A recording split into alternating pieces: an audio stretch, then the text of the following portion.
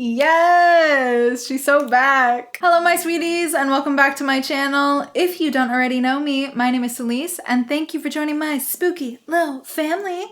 In today's video, we are talking about 10 J horror films that changed my brain chemistry. Let's get into the video.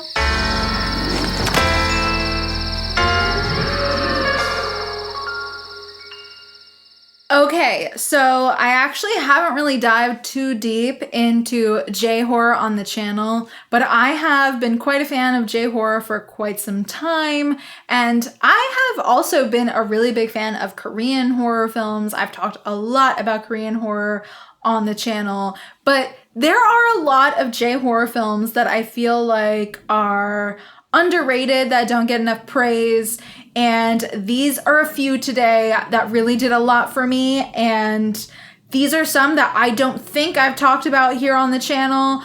I really had to narrow down what I've talked about and haven't talked about in the past, so that was a bit difficult, but there are quite a few in here that I think you all will really love. There's a little bit of something for everybody. You guys know how I try to fill in all the little niches that you guys have, so we have a lot of different types of J-horror on the list today. Oh, wait. Oh, hold on. I'm getting a text. Oh, that's so funny.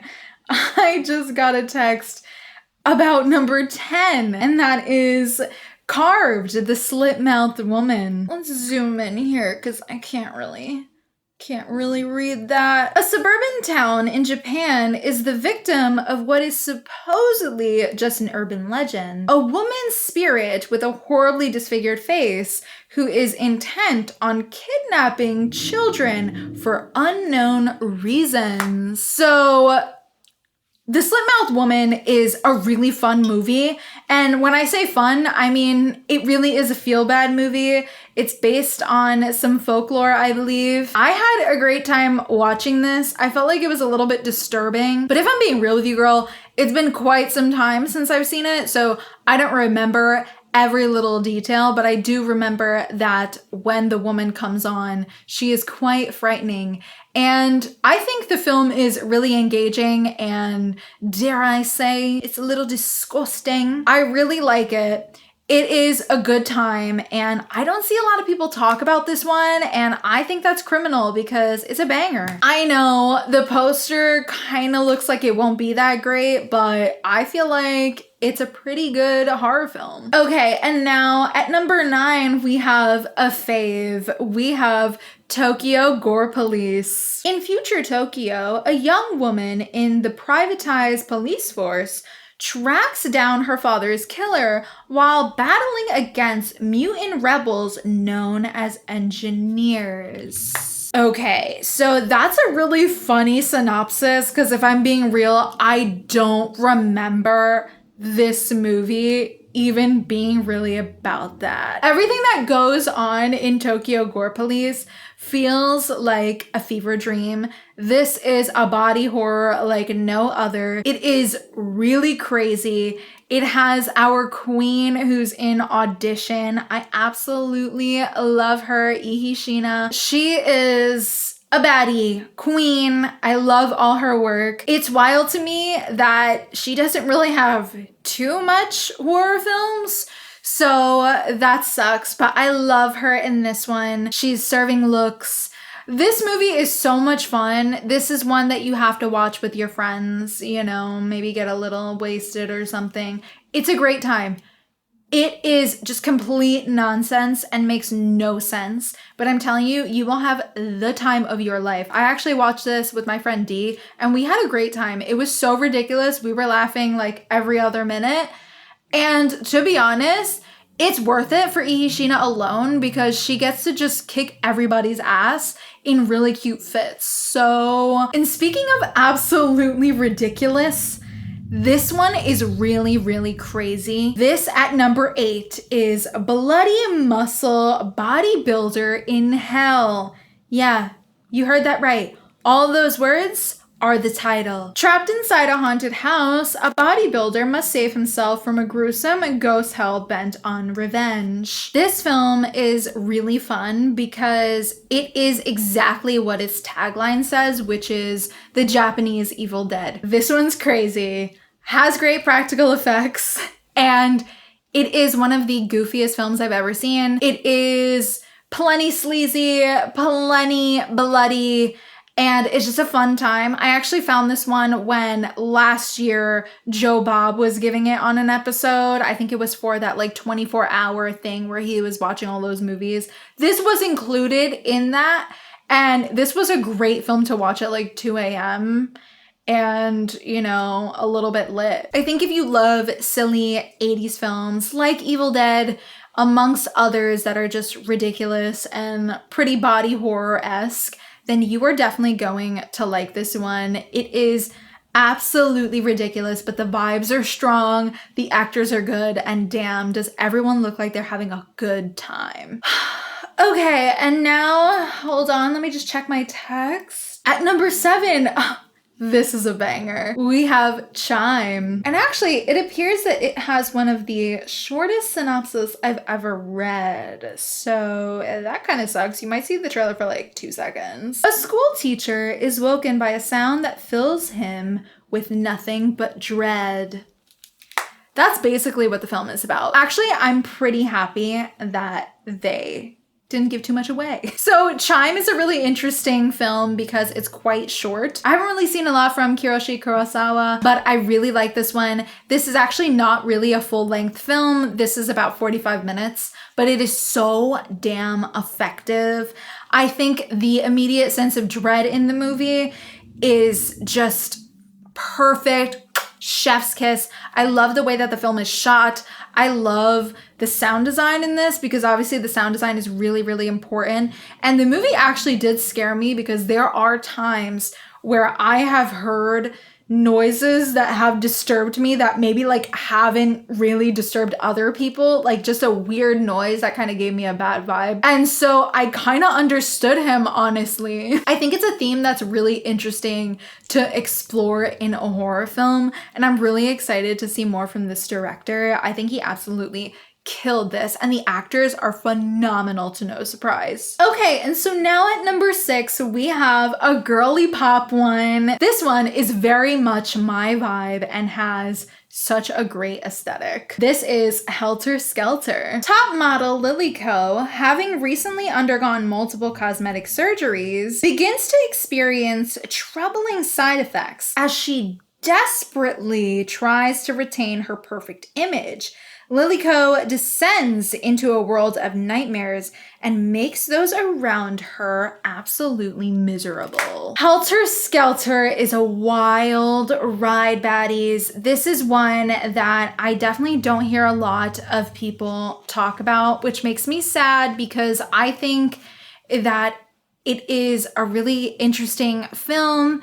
And like I said, it's shot so beautifully. The lighting in this movie is gorgeous. The acting, especially from our lead, is phenomenal. And I just love the topic that they are talking about. I think Helter Skelter would be a really interesting double feature with something like The Substance, obviously talking about beauty standards and things like that. I really love this movie. It's a banger, certified banger. I'm telling you right now, you have to see it. You are going to fall in love with not only the lead actress because she has such a great performance, but you're falling in love with the fashion and the vibes, babe. Okay? This horror, while it's nasty, it's also pretty. Okay, so you know how I mentioned that this list is gonna have just a little bit of something for everybody? While we have crazy body horror and silly 80s-like kind of films on here, we also have to give credit where credit is due to our beautiful animated films. So at number 5, we have a favorite that I watched really late at night, and it was a vibe. And that film at number 5 is Angel's Egg. Ooh, it has another really short synopsis. We hate that, but I'm gonna show you as much of this pretty movie as I can. A mysterious young girl wanders a desolate, otherworldly landscape, carrying a large egg and protecting it at all costs. Okay, just 1 second, because I get these dudes away from me. Like, stop texting me. Nobody wants to talk to you. Ew. Anyways, Angel's Egg is so much fun. I love this movie. It is the perfect film to watch late at night. It is so cute and wholesome, and I just love it so much. And the art style is so beautiful. It's whimsical. There's really not too much I can say about Angel's Egg. It's one of those films that I do think will kind of confuse people. I actually have seen a lot of people on Letterboxd, like, they reviewed it and they go, what is this about? And you know what? I think it's just a vibe. You know what I mean? It's just about this girl with this egg, and the whole thing is a vibe. For some reason, it reminds me of being a child, so I felt really comforted by this movie. And I think you will too, so you should definitely check it out. Okay, so on a much darker note, I'm just now getting this message that I have to talk about Takashi Miike's Imprint at number 4. Oh, thank God we've got a longer synopsis so I can really give you the meat on this one. An American journalist travels through 19th century Japan in search of Komomo, the missing love of his life that he had abandoned years ago, promising to come back to her later. After an encounter with a deformed prostitute that tells him of Komomo's passing, he drinks sake with her and learns of the tragic story of her life. Okay, so real quick, let me just tell you right now, Imprint is not for the faint of heart. Girl. It's a Takashi Miike film, so you should know what you're getting yourself into. I am quite the fan of Miike. I've talked about him since the start of my channel, honestly. And also, he was kind of my gateway into disturbing horror films, because Audition was actually one of the first disturbing films I had seen, and I had seen it very, very young, and it just sparked something in me that I needed to see more disturbing cinema, and I needed to do it right now. And so he has had a huge impact on my horror journey, I would say. Imprint is actually an episode from the TV series Masters of Horror. And this episode was actually banned in a lot of places. I don't remember exactly where, but I know that it was banned because it is very, very graphic and it is very, very depressing. I love Imprint though. I think that the performances are incredible. And obviously with Miike, he just has a way of telling disturbing stories. It's impossible to look away. While like the worst things imaginable are happening, you are so invested in all of his work. I am a big fan, and Imprint is absolutely iconic. I mean, I have seen people recreate imagery from this film and looks from this film. If you've seen it, I am sure you know what I'm talking about. It's iconic. It is a must watch if you are trying to get more into J-horror. Now at number 3, we have a nunsploitation, and this one is an absolute banger, babe. I'm telling you, all of these are bangers, and I know that because I went through a lot trying to curate this list for you, okay? So I wouldn't stray you in the wrong direction. At number 3, we have one of the best nunsploitation films. That is School of the Holy Beast. After her mother dies mysteriously, a young woman joins a convent but is tortured by nuns, the Mother Superior, and a God-hating archbishop. School of the Holy Beast is insane. I'm telling you right now, this film might actually turn you off. It is a very bizarre film, but I actually think it is one of the best nunsploitation films because I think the story itself is one of the most interesting. I really love the nunsploitation genre, but I do find that sometimes the storylines in a lot of nunsploitation films tend to get a little bit stale. And so there are quite a few that I think that the stories are a lot more nuanced. And I think that in School of the Holy Beast, we have obviously a great performance from our lead. Everybody in the film is really great, but this story to me is definitely one of the best in terms of nunsploitation. I think School of the Holy Beast and Satanico Pandemonium are some of the best nunsploitations. Now I will say School of the Holy Beast, not for the faint of heart. There is quite a disturbing scene in here that I didn't love, that made me very uncomfortable. So be sure to look up your trigger warnings and all that, because it can be a rough watch. Outside of that, I really liked the film mostly because the performance from our lead is incredible, and there's a really great sequence involving her and a rose that I really liked as well, and I love the way that it's shot. I just think this film is so artful, and if you're getting into nunsploitation, I think this is one you definitely have to put on your radar. Okay, cuties. So now we are back. We are back to animated horror films. And I have talked about this movie to absolute death. I have recommended it to multiple friends, but I am telling you guys about it because I think I've only talked about it like one time on the channel, and it was really in the early days of Sweet and Spooky when I didn't have anything figured out and I didn't really know who I was. So now I'm happy to report that I still love this movie today. At number 2, we have Belladonna of Sadness. A peasant woman is attacked by the local lord on her wedding night.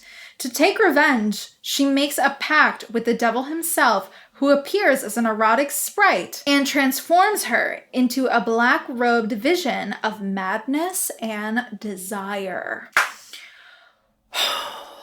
Belladonna of Sadness will make you very sad, in case you didn't know by the title. But oh my god, is the film literally so beautiful. The art style is so gorgeous that it's kind of crazy, all of the weird, bad things that are happening in the movie with the art style being so captivating. I love the poster for the movie. I think Belladonna is one of those films that is almost too weird for people sometimes. Like, some people are turned off by it because they don't really understand what it's about, and it kind of does go in weird directions. But I will say that this is one that I found to be a really great midnight movie. I actually did discover this film when I used to work at a movie theater, and it was one of our midnight movies that we would give. And we actually would get a really good crowd for that, but it was interesting because a lot of people that showed up were often stoners, which makes sense because the film is very trippy and almost psychedelic. I love this movie, but again, trigger warnings. It's definitely a heavy one and may not be the easiest film to watch. So, you know, make sure you're taking care of yourself, baby. But really though, if you're looking for more animated J-horror, you don't want to sleep on Belladonna of Sadness, okay? And now I am going to tell you guys all about number 1. At number 1, this is my favorite. This is my favorite one on the list today, hence it being at number 1, am I right? We have Kuroniko. Kuroniko follows the 2 spirits of a murdered wife and a mother-in-law as they proceed to kill and drink the blood of any samurai that passes their neighborhood. Kuroniko is such a beautiful movie. It's such a beautiful movie about something so depressing. I love this movie so much. I actually gave it a 5 on Letterboxd. I think visually it is stunning. I think it's a really important film. I think it's just as important as Onibaba, which you guys know how much I love Onibaba. I've talked about that one a lot here on the channel. Kuroniko tells a really, really depressing, sad story, but the story obviously is very important for the time. And I just loved it. I think that our 2 ladies are incredible. All the acting is really great, and the way that the film is shot is beautiful. It's very dreamy. It's in black and white. It's a haunting movie. I think you have to watch Kuroniko. This is one that definitely does not get the amount of praise that it should be getting, along with Onibaba, but Kuroniko is really a captivating movie. Also, be sure to look up trigger warnings, as this one deals with some pretty heavy themes as well. but ultimately I think where the story goes and how it pans out is really worth it. So you should definitely check out Kuroniko if you haven't. Oh, oh my God, I'm getting calls and I'm getting text. Okay. I've got to wrap this up right now. All right, you guys. Well, that is it for today's video. I really hope that I helped you find a J-horror hidden gem in there that you haven't seen yet. Please let me know some of your favorite J-horror films down below. I would love to exchange some. That would be so much fun. I'd love to talk all about it. Thanks so much for watching, and I will see you guys in the next one. Bye.